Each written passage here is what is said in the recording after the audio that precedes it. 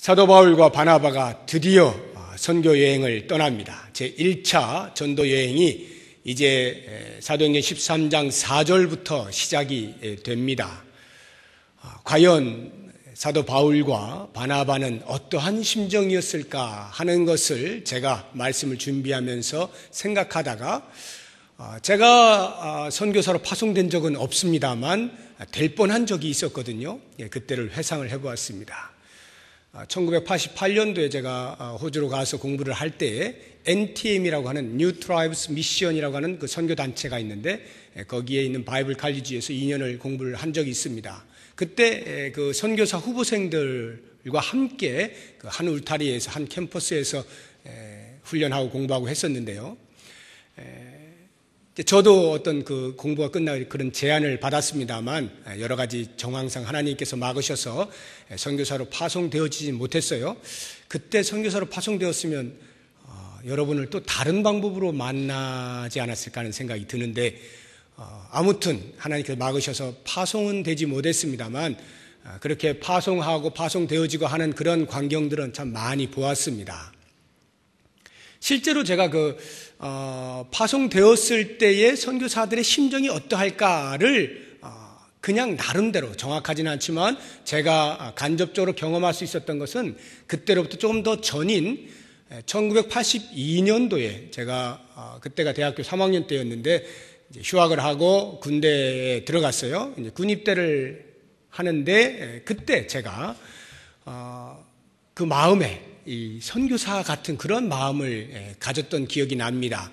누가 저를 군대로 파송한 것 아닌데 제가 혼자 간 거죠. 그러나 갈 때에 제 심정 속에는 이 군에 가서 내가 복음을 전한다 이런 마음을 가지고 갔어요.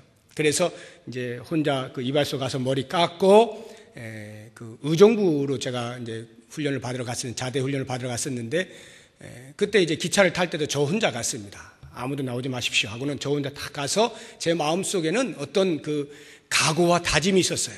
반드시 내가 이 군대 가서 복음을 전하는 사람이 되겠다.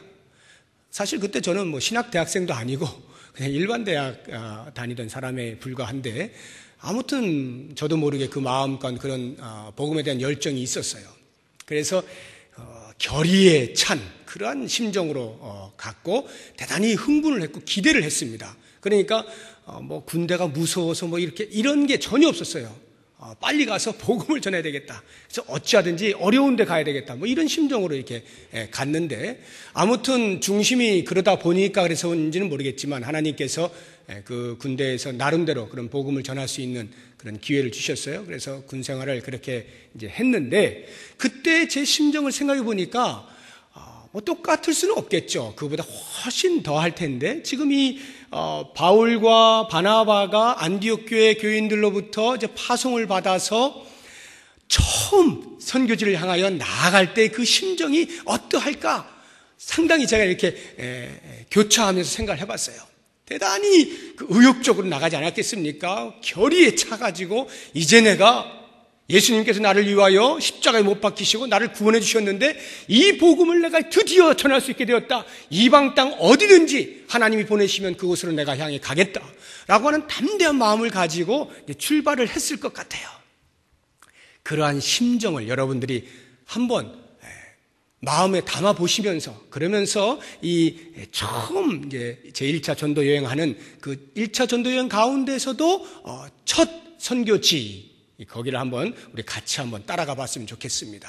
1차 전도 여행은요, 사도행전 13장, 14장에 기록되어 있는데 대략 2년 정도 걸렸습니다. 그리고 거리로 보면 약 2200km 이상 되는 거리를 돌면서 전도를 했는데 그 가운데 오늘 우리가 읽은 이 본문의 말씀은 1차 전도 여행 가운데도 첫 선교지인 구브로라고 하는 지중해에 있는 섬입니다.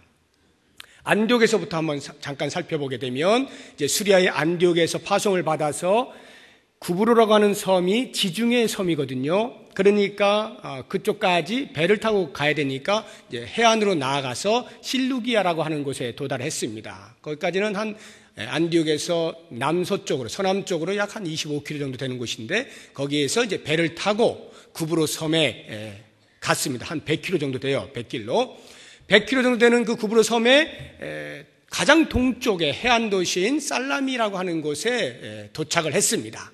도착을 해서 보니까 거길 보니까 이미 많은 유대인들의 회당이 서 있는 거예요. 그도 그럴 것이 이 구브로라고 하는 곳은 오늘날의 키프로스 또는 사이프러스라고 하죠. 그렇게 하면 여러분이 더 잘 이해를 하실 텐데 그 구브로에는 이미 유대인들이 오래전부터 살고 있었던 것입니다. 유대인들이 사는 곳은요, 일정 숫자 이상만 되면 회당을 꼭 짓게 돼 있어요. 그래서 그 회당을 중심으로 공동체 생활을 하는데 여기에는 여러 회당이 있었다라고 말을 하고 있는 것을 보아서는 유대인들이 상당히 많이 살고 있었던 것을 알 수가 있고요. 또 그 안디옥에 와서 복음을 전했던 무명의 사람들이 구브로 출신들 아닙니까? 그러니까 이 구브로 섬에는 이미 예수를 믿는 사람들도 있었던 것을 알 수가 있습니다. 왜 하나님께서 바나바와 바울을 이 구브로의 첫 선교지로 주셨을까를 생각해 볼 때 나름대로 이런 추측을 해보는 거예요. 처음 선교지인데 너무 엉뚱한 곳, 너무 모르는 곳 가면 좀 당황스러울 수가 있으니까 이렇게 좀 편안한 곳을 처음에 주시지 않았나 하는 생각이 들어요. 왜냐하면 구브로는 바나바의 고향입니다. 그리고 바울의 고향이라고 말할 수도 있어요. 좀 넓은 의미에서. 왜냐하면 이 구브로라고 하는 섬은 길리기아라고 하는 큰 지역에 속해 있는 섬이었거든요. 예를 들어서 인천의 월미도 이렇게 하는 것처럼 길리기아의 구브로 이렇거든요. 그런데 바울이 길리기아 그 성의 다소라고 하는 도시의 출신이거든요. 그러니까 넓게 보자고 하면 이 구브로라고 하는 것은 바울의 고향이 될 수도 있는 것입니다. 이렇게 선교사들이 부담이 좀 덜 되게 자기 고향에 가서 또 유대인들도 많고 또 그리스도인들도 얼마가 있는 이곳으로 이제 보내시지 않았나 하는 생각은 들어요. 아무튼 그렇게 해서 만나게 된 회당에 가서 그들이 열심히 복음을 전하는 모습을 볼 수가 있습니다.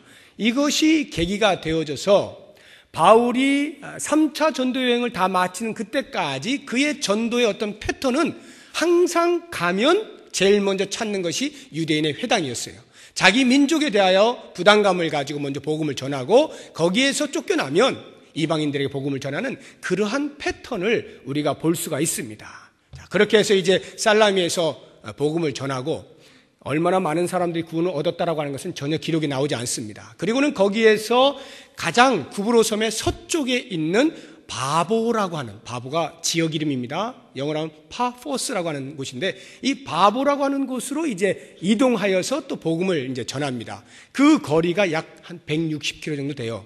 여기에서 대전까지 거리 되지 않습니까? 그 거리를 육로로 걸어서 계속 가면서 복음을 전하고 하다가 바보에 도달을 한 것입니다. 거기에 도달을 해서 이제 복음을 전하는데 그 구브로 섬 전체를 관장하는, 거기도 로마 관할이었거든요. 로마의 그 총독이 살고 있었거든요. 바보에. 그 관저가 거기에 있었어요. 거기에 그 총독인 서기오 바울, 이름이 똑같아요. 서기오 바울이라고 하는 그 총독을 만나고 또 총독과 함께 있었던 유대인 거짓 선지자인 마술사 엘루마라 불리우는 바예수라고 하는 사람을 같이 만나게 되면서 거기에서 그 총독에게 복음을 전하는 것이 오늘 본문의 내용입니다. 이제 이 바보에서 있었던 복음 전하는 사건을 집중적으로 조명하면서 전도가 무엇이냐 하는 것을 제가 본문 안에서 한 두 가지 정도만 말씀을 드리도록 하겠습니다. 첫 번째, 전도라고 하는 것은 영과 영의 대결이다. 즉 영적인 전쟁이다. 이렇게 정의를 내려봅니다. 전도는 영적 전쟁이다. 이것을 이해하기 위해서 먼저 그 총독과 바예수라는 거짓 선지자를 좀 그 관계를 이해할 필요가 있습니다. 당시 그 총독 서기오 바울이라고 할 때에 우리가 총독하면 또 생각나는 인물이 있죠. 복음서에서 빌라도 총독 또는 사도행전 뒷부분에 가보면은 벨릭스 총독, 베스도 총독, 뭐 각하라고도 말을 하고요. 이런 사람들을 볼 수가 있습니다. 그 사람들을 향하여 말하는 총독과 이 서기오 바울에게 말하는 총독은 약간 달라요. 영어로 말을 하면은 이 빌라도 총독 같은 사람들은 가버너라고 말을 합니다. 그리고 이런 사람은 프로컨슬이라고 말을 합니다. 약간 다른 단어인데 어떻게 이해하시면 좋은가 하면 빌라도 같은 총독은 무관이라고 보시면 좋아요. 무관. 장군이다 이거예요. 그런데 이 서기오 바울은 문관이라고 보시는 게 좋습니다. 행정가이고 정치인이다라는 거예요. 그래서 이 문관인 서기오 바울이 무관인 그러한 총독들보다 훨씬 더 큰 권세를 가지고 있어요. 자치권이 있습니다. 스스로 무엇을 해낼 수 있는 행정력이 있는 사람을 파견한 게 이 구브로 섬의 총독이었어요. 그러다 보니까 이 총독이 스스로 관리를 하다 보니까 사람들이 좀 필요한 거예요. 이 무관인 총독은 로마에서 하라는 대로 하면 되고 로마의 명령을 받아서 치안을 담당하면 되는 것입니다. 그런데 이 구브로 같은 경우에는 서기오 바울이 독립적으로 잘 다스려야 되는 거예요. 그러다 보니까 좋은 사람들이 주변에 있을 필요가 있어요. 참모들이 필요한 것입니다. 그 참모 가운데 한 사람이 바로 이 바예수입니다. 성경을 보세요. 6절을 보시기 바랍니다. 온 섬 가운데로 지나서 바보에 이르러 바예수라 하는 유대인 거짓 선지자인 마술사를 만나니 7절 그가 총독 서기오 바울과 함께 있으니 여기 함께 있다라고 하는 말이 그냥 어떻게 우연히 만나서 함께 서 있다는 뜻이 아니에요. 그 총독 관저에 늘 상주하면서 이 총독을 보좌하는 참모다 이런 말이에요. 그러면 거짓 선지자요 마술사라 이렇게 말하는 것으로 봐서는 오늘날로 하자고 하면 종교 자문관 정도 또는 종교 고문관 이렇게 이해를 하시면 되겠습니다. 그런데 문제는 7절 중간에 보니까 서기오 바울은 지혜 있는 사람이라 지혜가 있는 사람이래요. 그래서 좀 의아한 겁니다. 지혜가 있는 그 지도자 총독이 왜 옆에 참모를 두는데 이렇게 마술사 거짓 선지자 이런 명칭을 얻고 있는 사람을 참모로 두었을까 하는 궁금증이 생기지 않습니까?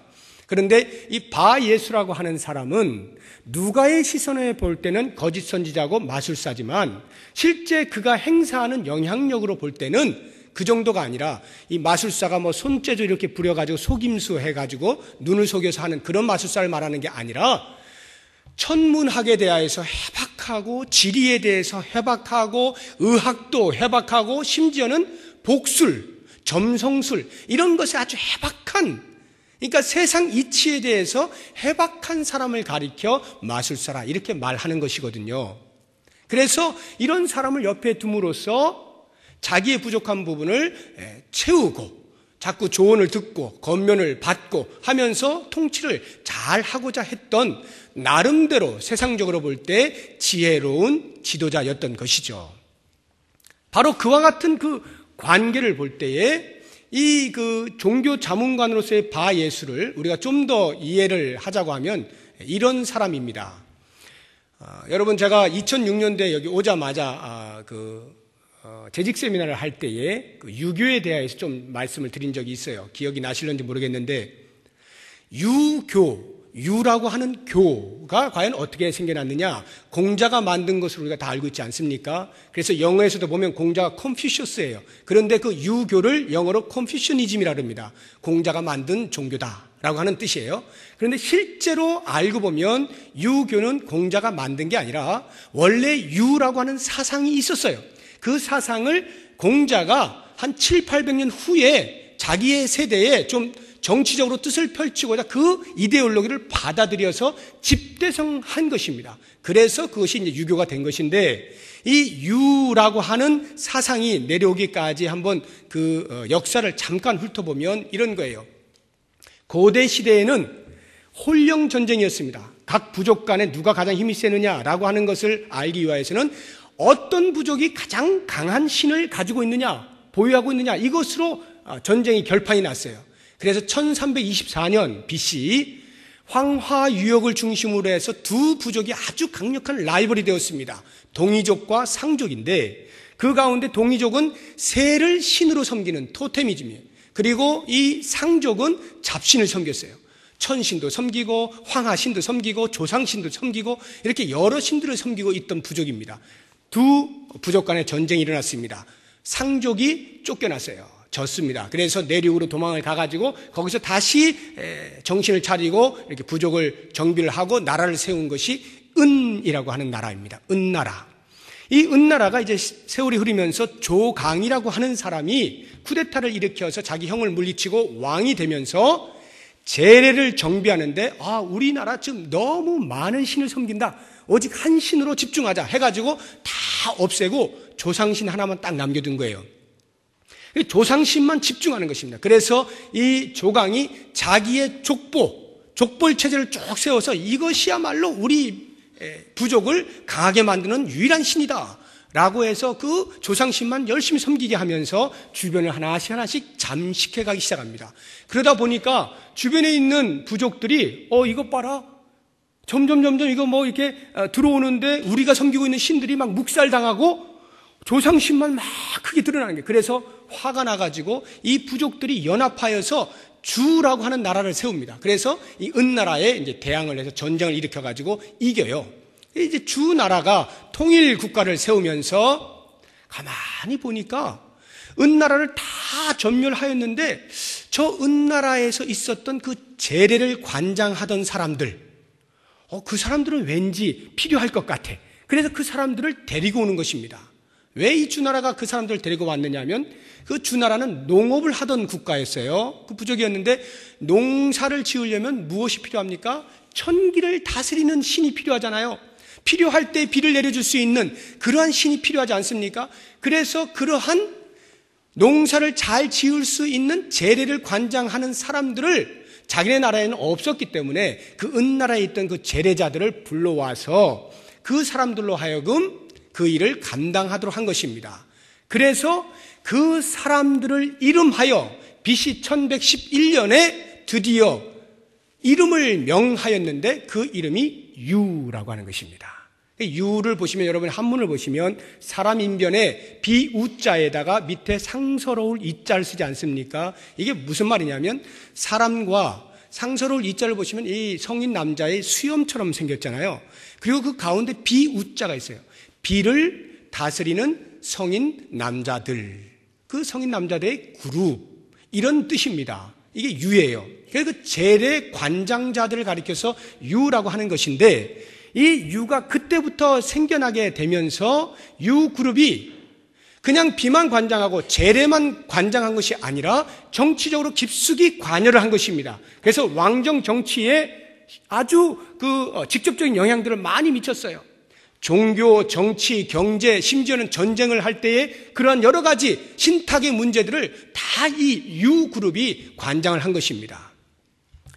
그러한 역사를 700~800년 후에 BC 500년대의 사람인데, 이 공자는 자기네 나라, 그 노나라를 이렇게 살펴보면서 어떻게 하면 노나라가 태평성대할 수 있을까 살펴보다가 그 역사를 살피는 중에 유라고 하는 그 그룹을 발견하게 되면서, 이것을 우리가 이 노나라에서 접목하면 노나라가 아주 강대해지겠구나 하면서 유를 적극적으로 관찰하고 연구해서 그것을 그 노나라에 접목을 시킨 거예요. 그러면서 그것이 아예 종교가 되어서 유교, 이렇게 오늘날 우리나라에까지 영향을 미쳐온 것입니다. 제가 왜 이런 말씀을 드리는가 하면, 지금 이 마술사 엘루마, 바예수라고 하는 사람의 역할이 바로 그와 같다는 거예요. 종교 자문관이지만 실제로는 정치적인 역할을 하고 있는 것입니다. 그 영향력을 미치고 있는 거예요. 그래서 없어서는 안 되는 권세를 가진 유력한 그룹이었다라고 하는 거죠. 이 바예수가 총독 서기오 바울에게 그와 같은 존재였다는 것입니다. 성경에는 이러한 사람들이 없을까요? 당연히 성경도 있습니다. 왜냐하면 성경에도 고대 사회가 있었잖아요. 그렇게 고대도 아닙니다. 오늘 새벽에 나오신 분들은 아실 텐데, 이스라엘이 남유다와 북이스라엘로 나누어질 때에 제7대 북이스라엘 왕인 아합 왕이 제4대 유대 왕인 여호사밧과 동맹을 맺습니다. 아들과 딸이 결혼해서 사돈지간이 되면서 동맹을 맺어가지고 아람 나라가 지배하고 있던 길르앗 라못이라고 하는 도시를, 그러니까 군사 요충지였거든요. 거기를 탈취하고자 공격을 하려 하는 데에 아합 왕이 여호사밧에게 좀 우리에게 도움을 주시오, 우리와 함께 출정합시다, 이렇게 할 때 여호사밧이 아합 왕에게 말해요. 내가 도와줄 수는 있는데 먼저 묻고 갑시다.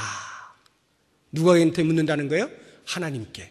그래서 선지자들이 있으면 선지자들 좀 불러주시오 해서 선지자들이 400명이 모여가지고 자, 출정을 해야 되느냐 말아야 되느냐 결정을 하니까 이 400명이 한결같이 다 가야 됩니다 라고 말을 한 거예요. 그때 여호사밧이 좀 이상해가지고 다른 선지자 없습니까? 하니까 할 수 없이 한 명을 데려오는데 미가야라고 하는 선지자를 데리고 옵니다. 근데 그 미가야 선지자는 늘 바른 소리만 해가지고 아합 왕이 싫어하는 선지자였어요. 그런데 여호사밧의 요구에서 어쩔 수 없이 데려가서 들어보니까 미가야는 안 된다는 거예요. 가면 당신 죽습니다. 아합 왕이 그렇게 말합니다. 그런데도 불구하고 아합 왕이 그것을 무시하고 400명 선지자의 말을 듣고 출정을 했다가 죽죠. 자, 그와 같은 것을 보게 될 때에 지금 이 성경에도 보면 똑같아요. 그런 선지자 또는 제사장들이 했던 역할 가운데 하나가 바로 이러한 신탁입니다. 신탁을 하는 거예요. 우리가 전쟁을 하는데 과연 이 전쟁을 언제 하는 게 좋겠느냐? 전쟁의 시기를 물을 때, 또는 지금 우리가 출정을 하고 싶은데, 정복을 하고 싶은데 출정을 해도 되느냐 안 되느냐, 출정 여부를 알고 싶을 때, 이러한 경우들에 또는 가서 어떻게 하면 좋겠느냐라고 하는 군사 전술과 전략을 짤 때도 역시 신탁을 했던 시대가 있었던 것입니다. 바로 그와 같은 신탁을 하는 그 매개자, 그 사람이 바로 이 엘루마 바예수였던 것이죠. 그러니까 총독 서기오 바울과 이 바예수의 관계는 뗄래야 뗄 수 없는 아주 긴밀한 관계에 있었던 사람이었던 것을 알 수가 있습니다. 이 총독이 지혜로운 자이니까 그와 같이 신탁도 할 수 있고 여러 가지 방면에 박학한 그 바예수를 옆에 두고 늘 가까이 하면서 충고를 듣는 것은 매우 지혜로운 행동 아닙니까? 놀라운 것은 그와 같은 세상이 가지고 있는 지혜가 하나님을 발견하게 하지는 못한다는 것이죠. 그래서 사도 바울은 고린도전서 1장 20절 이하를 보게 되면 세상의 지혜자가 어디 있고 세상의 선비가 어디 있느냐, 세상의 지혜로 하나님을 알 자가 아무도 없느니라, 이렇게 말씀하거든요. 세상의 지혜는 아무리 뛰어나도 하나님을 알게 하지는 못하는 것이에요. 그러니까 이 총독 서기오 바울이 나름대로의 어떤 지혜를 가지고 통치한다고 생각했지만 바나바와 바울이 와서 무엇인가 하나님의 말씀을 전할 때 그것을 듣게 되어질 때 내가 지금까지 못 들은 것을 말하네 하고는 그 사람들을 불러서 듣고자 했던 것입니다. 7절을 보십시오. 뒷부분을 보면은 바나바와 사울을 불러 하나님의 말씀을 듣고자 하더라. 이렇게 되니까 그 다음에 이 마술사 엘루마가 어떻게 합니까? 8절에 이 마술사 엘루마는 그들을 대적하여 총독으로 믿지 못하게 힘쓰니. 왜 믿지 못하게 힘을 쓰는지 아시겠죠? 첫 번째로는 가장 먼저 자기 밥그릇이 위태로워지잖아요. 혹시라도 이 사람들 말 듣다가 야, 넌 필요 없다. 야, 너는 상대도 안 된다. 야, 너 가라. 그만 자를 수가 있잖아요. 그 밥그릇이 없어지는 거예요. 그러니까 심각하죠. 그래서 어떻게든지 총독이 그 바울의 말을 듣지 못하도록 애를 쓴 것입니다. 또 한 가지 이유는 더 중요한 것인데, 지금까지 자기가 종교 자문관으로서 그 옆에서 최선을 다해서 이것이 진리입니다, 이것이 신이 명령하신 것입니다, 이래가면서 역할을 감당하고 있었는데 참 진리가 오게 되면서 자기가 거짓이었던 것이, 가짜였던 것이 들통이 나지 않겠어요? 이 들통나면 어떻게 되겠어요? 그냥 쫓겨나는 것뿐만 아니라 목숨이 위태롭잖아요. 그래서 이 바예수는 어떻게 해서든지 총독이 그들의 말을 듣지 못하도록 애를 쓴 거예요. 그럼 여러분들이 만약에 바예수라고 가정을 하면 어떻게 막았겠습니까? 어떤 식으로 막았겠어요? 제가 생각해 보니까 별의별 수를 다 썼겠죠. 의리를 내세울 수 있었겠습니다. 아니, 총독님 지금까지 저와 함께 이렇게 했으면서 이제 막 갓 온 알지도 못하는 사람이 말하는 거 들으려고 합니까? 치사하게 하면서 이렇게 의리를 내세워서 막을 수도 있겠습니다. 또는 지금까지 혹시 제가 잘못한 거 있나요? 제가 더 열심히 하겠습니다, 애를 쓰겠습니다, 그러니 이 사람 그냥 내쫓으십시오, 이렇게 하면서 어떤 회유를 할 수도 있겠습니다. 또는 이 사람 내가 들어보니까 아주 못된 사람입니다, 이상한 교리를 가지고 와서 사람들을 막 혼란스럽게 만드는 아주 못된 사람들입니다, 이렇게 모함을 하고 음해를 할 수도 있겠습니다. 또는 그것도 이것도 안 되면 나중에는 마지막 최후로 이런 협박을 할 수 있지 않을까요? 총독이여, 당신이 계속해서 이 사람의 말을 들으려고 하고 나를 무시하면 신이 진노할 것입니다. 신이 무섭지도 않습니까? 뭐 이러면서 이렇게 위협을 해서라도 그들의 말을 듣지 못하도록 애를 썼을 것 같지 않습니까? 그렇게 애를 막 쓰고 있는 그 즈음에 바울이 듣다 못하여서 드디어 입을 여는데 8절, 9절 보십시오.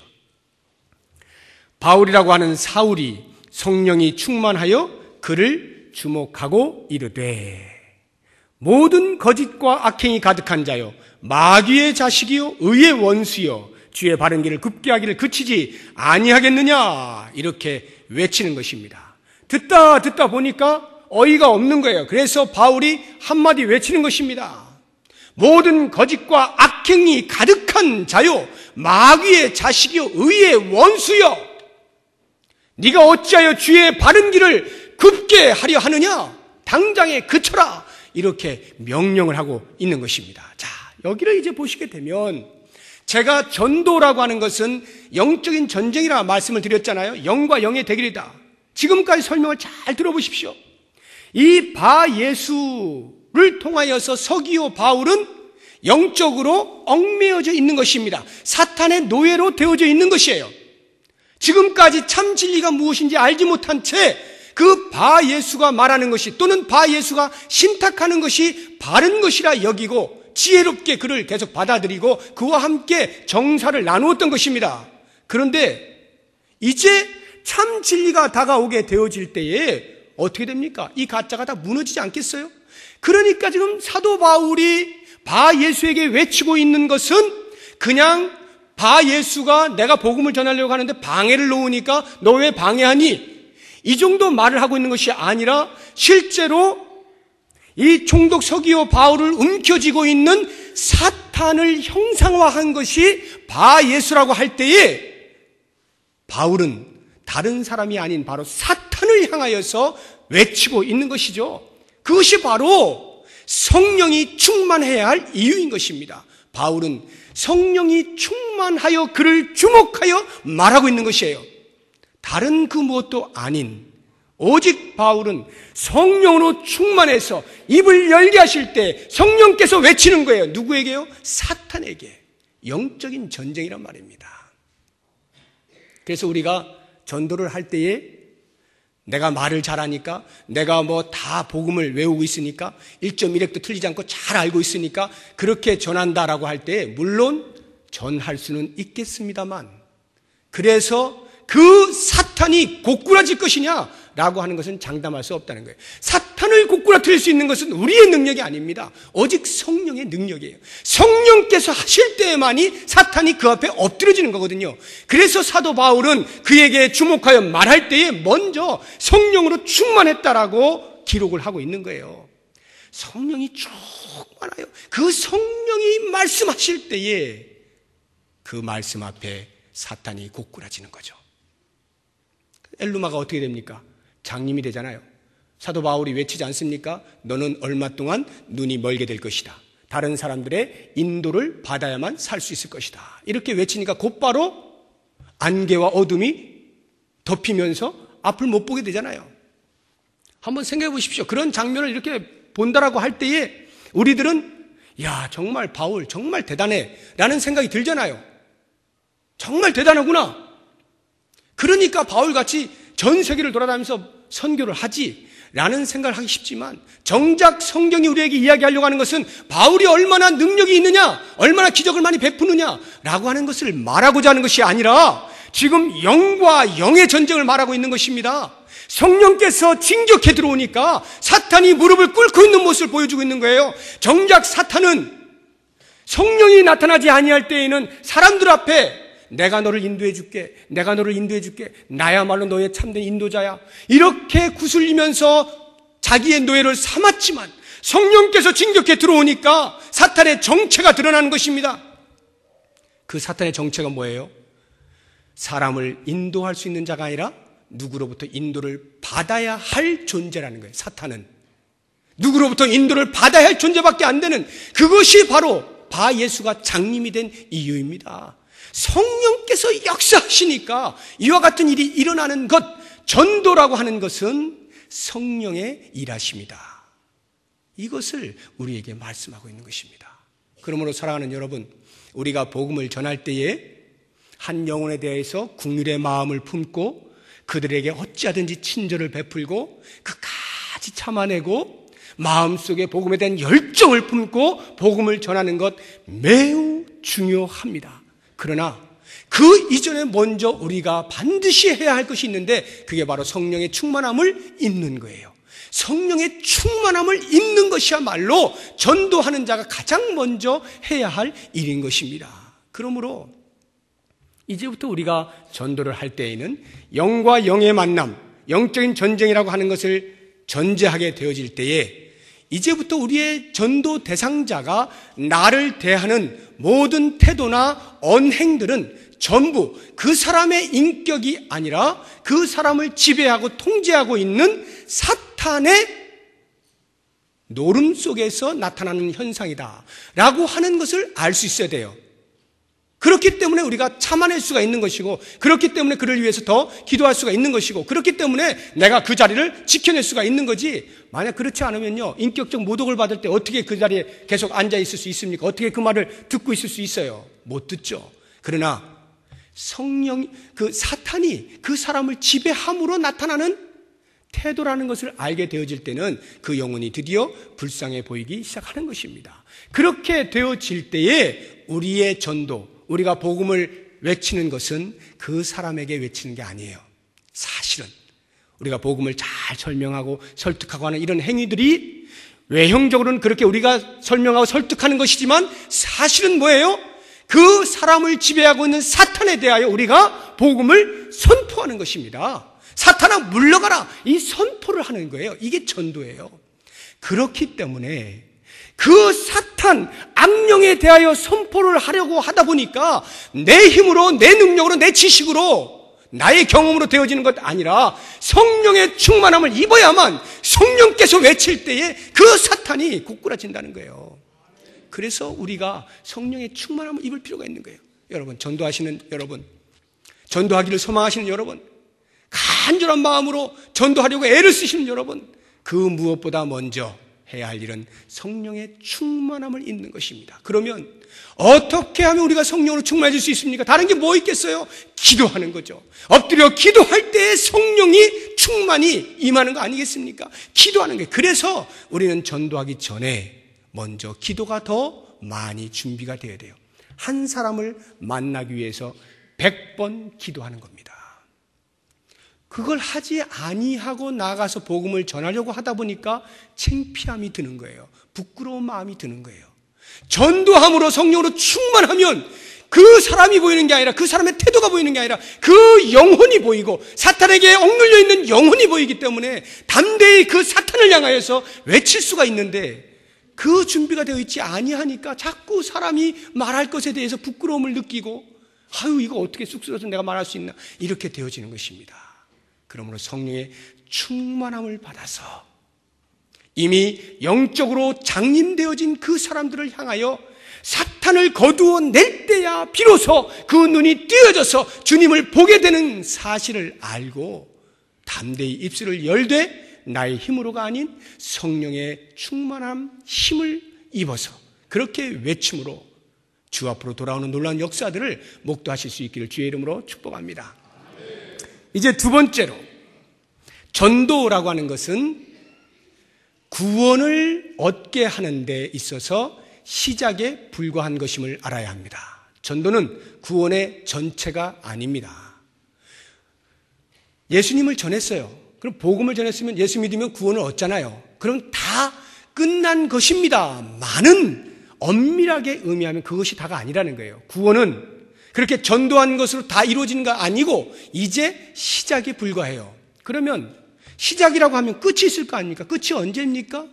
예수 그리스도가 다시 오시는 그날이 끝이에요. 그러면 예수를 믿어서 그리스도가 다시 오시는 그날까지 있어질 모든 세월은 다 그 구원을 이루어 가야 할 과정인 것입니다. 이것을 잊지 말아야 돼요. 우리는 전도하고 나면 그 다음에 다 끝났다, 이제 당신 알아서 하시오, 이게 아닙니다. 그 사람이 그 구원을 이루어내는 과정 속에서 그리스도를 닮아가는 자리까지 나아가도록 계속하여 협력하고 도와주고 기도를 해야 하는 것입니다. 이게 전도입니다. 12절을 보시기 바랍니다. 이에 총독이 그렇게 된 것을 보고 믿으며 주의 가르치심을 놀랍게 여기니라. 한 절에 불과합니다만 이 속에는 많은 시간들이 함축되어져 있는 거예요. 시간의 경과가 있어요. 이에 총독이 그렇게 된 것을 보고 믿었다 그랬어요. 그렇게 된 것이 뭡니까? 물론 바 예수가 장님이 된 거죠. 사도 바울이 외치니까 그 자리에서 어두워진 거예요. 장님이 되어서 사람을 찾는 그러한 광경을 보고 믿으며 이렇게 이해를 할 수가 있습니다만 좀 더 깊숙이 가면 단순히 나타난 그 현상, 야, 어떻게 이렇게 놀라운 기적이 나타날까? 라고 하는 것 때문에 예수를 믿었다는 뜻이 아니고 그와 같이 성령께서 역사하실 때 악령이 어떻게 물러가는가, 사탄이 어떻게 무릎을 꿇는가라고 하는 것을 보게 되었다는 거예요. 성령의 역사를 보게 되었다는 거예요. 그리고 그것으로 인하여서 찾아오는 구원의 은혜를 보게 되었다는 것입니다. 그것을 보았을 때에 믿을 수가 있었다는 거죠. 이 총독 서기오 바울은 그렇게 해서 믿었어요. 자, 그러면 믿고 나면 끝이냐? 그렇지가 않습니다. 그 다음을 보십시오. 주의 가르치심을 놀랍게 여기니라. 이게 무슨 말이냐면 믿은 다음에 자, 이제부터 내가 잘 믿을게. 당신들 이제 가시오. 이렇게 한 게 아니고요. 계속해서 바나바와 바울을 부른 거예요. 총독 관저로 불러서 나에게 계속 말씀 좀 가르쳐 주시오. 가르쳐 주시오. 해서 오랜 세월 동안 배운 것입니다. 말씀을 계속 배운 거예요. 복음은 알겠는데 그래서 그 다음에 우리가 그래서 어떻게 살아야 되느냐, 내가 어떻게 살란 말이냐라고 하는 것을 말씀을 들으면서 하나씩 하나씩 배우게 될 때에 그 말씀의 은혜를 조차 총독 서기오 바울이 놀랐다는 것은 기가 막힌 진리의 말씀이다. 그렇구나 깨닫게 되어지는 모습을 우리에게 보여주고 있는 것입니다. 이게 전도예요. 그래서 전도는 반드시 양육을 필요로 하는 것입니다. 교육을 필요로 해요. 그 다음 단계가 없으면 전도해도 소용이 없는 것입니다. 마냥 귀저귀 차는 어린 아기로 어떻게 평생을 살겠어요? 그 아기가 점점 자라나서 성숙하여 자기 스스로 믿음의 자리를 지켜낼 수 있고 심지어는 나아가 다른 사람들에게 그 복음을 전할 수 있는 자리에까지 나아갈 수 있어야 하지 않겠습니까? 그것이 바로 전도라는 거예요. 구원의 시작으로서의 전도. 그러므로 교회는 반드시 전도하는 것뿐만 아니라 그 다음으로 전도되어져서 온 성도들을 하나님의 말씀으로 잘 가르치는 교육, 양육 프로그램이 있어야 되는 거예요. 우리 교회가 엄청나지는 않습니다만 새가족 5주 교육을 받고 나면 성장반을 하시도록 권면하지 않습니까? 지금도 성장반 하고 계시는 분들 계시는데 지금까지 제가 이렇게 보면 그 성장반이 이제 거의 대부분이 초신자들이에요. 초신자들이 이제 하나씩 이제 말씀을 배워가는 거죠. 복음을 들은 다음에.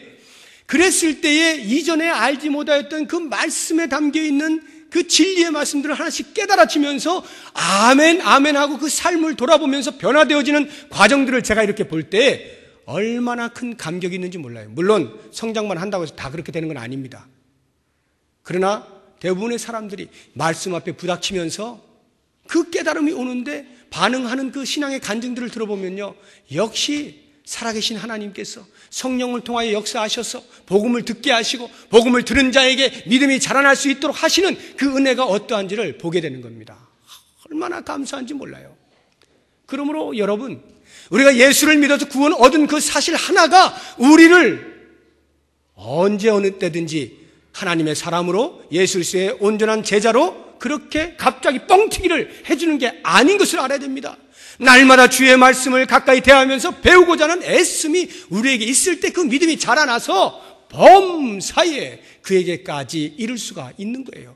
그렇게 되어지는 그 첫 시발점이 전도라고 하는 거죠. 그러므로 사랑하는 여러분, 우리가 이제 지금도 계속 전도를 하고 있고 특별히 내년에 선교라고 하는 큰 타이틀 속에 전도의 박차를 가하게 될 터인데 그와 같을 때에 다른 그 무엇보다 얼마나 몇 명을 더 모으고 이것은요 주께 맡기시고 정말로 우리가 전도를 하는 과정 속에서 가장 먼저 느껴야 하는 것은 첫째, 성령의 충만함을 입혀 주옵소서. 성령으로 충만케 하여 주옵소서. 내 영혼이 깨어지게 하여 주옵소서. 영으로 충만케 하옵소서. 이것이 진정한 전도하는 자의 가장 우선이에요. 그렇게 성령으로 충만한 자들이 모여 있으면요, 전도라고 하는 숫자적인 개념은 더 이상 우리의 머릿속에 들어올 필요가 없는 것입니다. 주께서 하시는 거예요. 그러면서 그 들어오는 자들을 향하여서 그냥 방치하는 것이 아니라 어찌하든지 하나님의 말씀을 잘 가르치는 애씀을 해나가게 될 때 교회가 질적으로 양적으로 무럭무럭 성장할 수가 있는 거예요. 모쪼록 이 바나바와 사도 바울이 처음 선교를 하는 그 선교지에서 경험하였던 이 놀라운 전도의 비결들, 전도의 의미들, 우리 모두도 함께 마음에 담고 우리 교회가 그와 같은 교회 될 수 있기를 주의 이름으로 축복합니다. 기도하겠습니다.